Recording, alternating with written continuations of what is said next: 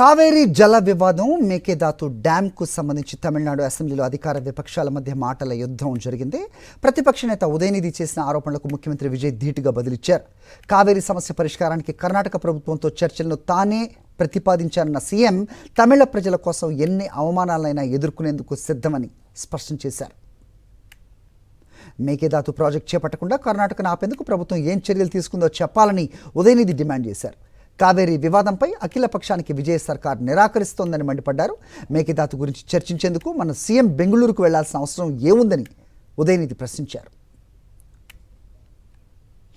అయితే ఉదయనిధి విమర్శలకు గట్టిగా కౌంటర్ ఇచ్చారు సీఎం విజయ్. 1969 ఈ ప్రాజెక్టు మొదట అనుమతిచ్చింది డిఎంకే ప్రభుత్వమేనని గుర్తు చేశారు.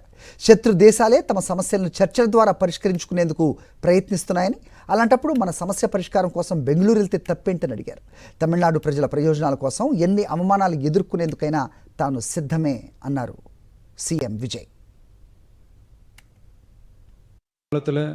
பகை நாடுகளை பேசி தீர்க்க பார்க்குறாங்க. பக்கத்து மாநிலத்தோட பேசி பார்த்தா என்னன்னு நினச்சேன்.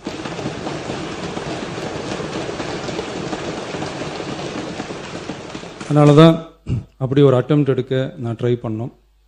ஒருவேளை அந்த அட்டெம்ப்டில் ஒரு அவமானம் நேர்ந்தால் என்ன செய்யன்னு சில பேர் கேட்டாங்க. அப்படி நடந்தால் தமிழ்நாட்டு மக்களுக்காக அதையும் தாங்க தயாராக தான் இருக்கேன்.